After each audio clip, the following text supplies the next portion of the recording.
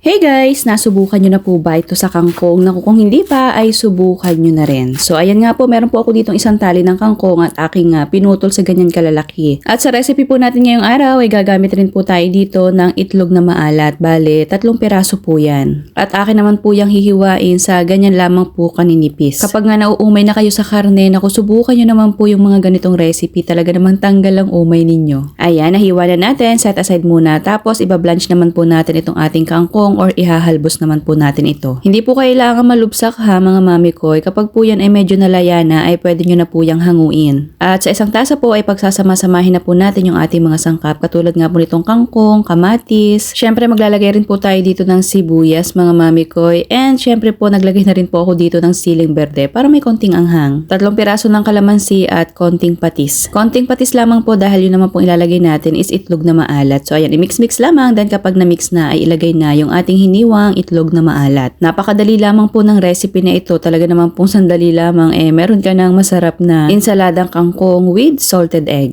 Magandang pangtanggal umay at talaga naman pong masarap ipare sa mga pritong isda. Yung ganito pong recipe ay pwede rin po sa talbos ng kamote. At ayan na po, meron na po tayong masarap na pantanggal umay. So sana nagustuhan niyo po yung ating recipe ngayong araw.